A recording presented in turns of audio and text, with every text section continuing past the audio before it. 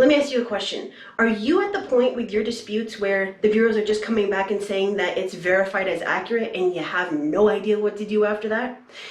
If the answer to that is yes, then you are among millions and millions of people that are disputing and having no clue what to do. All right, so that is what this video is about. It is about credit bureau verification and how to deal with it, all right? So let me just pause right there. You can go down into the description and access do-it-yourself resources totally free, where I show you how to use factual-based disputes to get results like this, okay? See, men lie, women lie, but numbers don't lie, and as you can see, I get the results. So if I'm here showing you how to do this yourself for free the right way using factual-based disputes, and I'm proving to you that it actually works, then why wouldn't you do it? Why wouldn't you try it? Why wouldn't you put everything that you have into getting those results, right? Because, I mean, it's only a house, it's only a car, it's only everything that you need to get and all that kind of crap, right? So of course we're going to do this the right way. And the right way means, no, we're not using templates. We're not sending in the same thing that everybody else is, thinking that we're going to get different results, right? That's what the definition of insanity is. Albert Einstein says that the definition of insanity is doing the same thing over and over and over, expecting different results. So why would you? Why would you use a cookie cutter, one size fits all type of deal? See, now, for all the haters out there that are going to say, oh, the templates work for me and blah, blah, blah, that's great. That's great. I'm not saying anything about that. I'm not saying that templates don't work. They don't work on everything for everybody, right? And you're not giving yourself the best chance of moving forward and removing your collection, your charge-off, your repossession, your foreclosure, all that kind of stuff. However, when you use factual-based disputes, where you take the actual information directly off your credit report that the bureaus are reporting directly from the creditors and the collectors, you are giving yourself that possibility of permanent results, right? Because we're not looking for a temporary result, right? You don't want to spend every single day of every single month pulling your credit report, even though it's not going to change every single day, trying to figure out if that thing that you removed the wrong way came back, right? That's what a temporary deletion is. And you have a very high probability of temporary deletions when you use something other than factual-based disputes, whether that be regular credit repair, templates, online disputes, whatever it is that's other than factual-based disputes, right? So here's the deal. When you send out a letter and the bureaus come back and say, oh, this is verified, your next step is to, number one, pull your credit report, right? A new credit report. Number two, check for changed information, the date last active, the date last paid. Did they put the required notice of dispute? Did they change the date last reported to be the date that they verified as accurate? If not, guess what? It's a violation. They didn't even investigate it, okay? See, you have to understand how the process works. Once you understand the process, you can appreciate it and you can leverage it, right? You send in a letter, it gets read by a computer, and the computer is going to determine whether it's a template, and if it is, there's no investigation, it's automatically verified, and it goes nowhere, and that's why you get your results a couple of days after they receive it, right?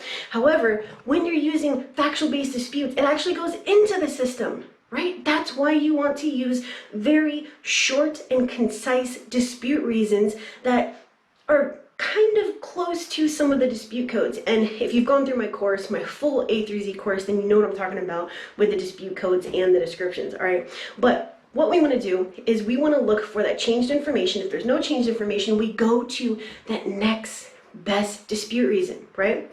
Now, here's another thing. You might be thinking, well, they didn't verify it. They basically told me they're not going to reinvestigate. What do I do?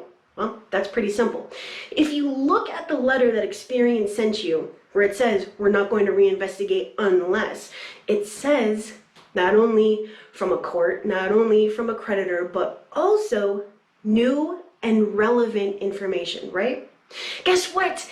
A new dispute reason taken directly from your credit report is new and relevant information, so why wouldn't you use it? You see, you have to understand, the bureaus are not there to help you. I don't understand why people think the bureaus are there to help them, okay? Their job, and you've heard me say this before, their job is to get you to stop disputing and to make it as cheap as possible, which normally means they're just going to send out an automated response based on the letter that you send that says, okay, it's verified, we're done, right? Or better yet, to save them $765,000 on average in postage for the 1.5 million letters that they get per month, why don't they just ignore you? It's free for them, okay? Their job is to make it as cheap and as quick as possible so that you don't cost them money, okay? Because they're not in the credit business.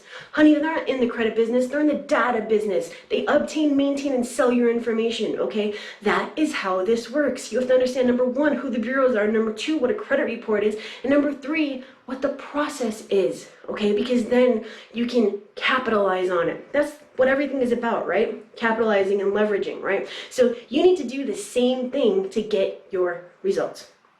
So this is what I want you to do. I want you to pull a new report, and for those accounts that you've disputed, let's just say you didn't get any results in your last letter. That's fine. This normally takes a couple rounds at least. I don't know who's telling you otherwise, but whatever they're saying is wrong. It's incorrect, okay? Pull your new report and look for that changed information. If you don't have changed information, look to see, based on the hierarchy in the pyramid that I've given you in all of my other videos, what you can say next based on the inaccuracies or the violations on the actual account itself, what your next best dispute reason would be. Whether that be, like I said, date last active, date last paid, payment status details, first date of delinquency, right? So on and so forth. Is there activity after the close date on a charge-off? If so, it's a violation. On a collection, do they have late payments or a past due? If so, it's a violation. Did they not change that date last reported even though they said that it was verified? If so, or if not, I guess I should say, it's a violation. Did they forget to put that required notice of dispute within 30 days from the date of your first dispute letter receipt? If not, it's a violation, right? So even aside from violations, there's 17 different elements of an account that you can dispute. So instead of coming up with these one-size-fits-all whatever type of disputes and just expecting that there's going to be different results, why don't you get yourself those different results? Because no one's going to do for you what you can do for yourself using custom disputes, okay? Using custom disputes. That's what I mean. Custom disputes, factual-based disputes.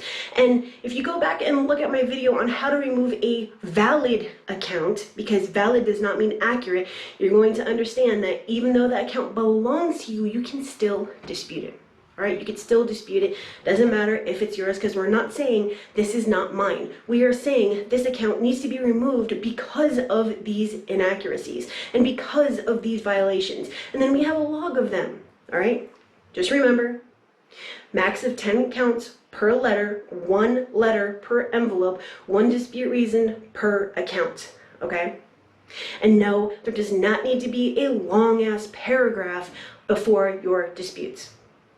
All right, so you can go down into the description, and I've kind of put this together on a PDF for you. You can also, while you're down there, besides hitting the like button and the subscribe if you haven't done so, you can also get access to the free subscriber hub. It's got a ton of awesome resources, and guess what? It's free. It's free. Why wouldn't you? You can also check out the deep dive dispute workshop where I show you in depth how to dispute using factual based dispute. All right. If you would rather have me do this for you, then that link is also there. I'll see if I can help. If I can, I might. If I can't, I will offer a recommendation, right? So that is it for right now. And you also, if you are more into the audio type, you can also go check out my live podcast. It is at capiche.fm, capiche.fm/ask-Kristen. That link is also down in the description, all right? So you have a ton of resources. Instead of, saying, oh, I can't do this and it's too hard and I'm not getting results, and I sent out 1 letter expecting that everything was going to come off. Hello, doesn't work like that. Who told you it was going to? Put the work into actually understanding how this works. The actual process. Okay, no, I'm not yelling at you. I'm not judging you. I'm not screaming at you. I'm not telling you doing anything wrong. But I am showing you that it does work and how it works so that you can move on, get your results, move past this whole bad credit thing, and get your high limit credit cards in your house, in your boat if you want to. I don't care if it's a freaking yacht. Go out and get it. Go out and get it. The only person that can get it for you is you. All right. So that is it for today. Join me on my live podcast. I will be live later this afternoon as well as this evening. And I will see you tomorrow. Have a great one.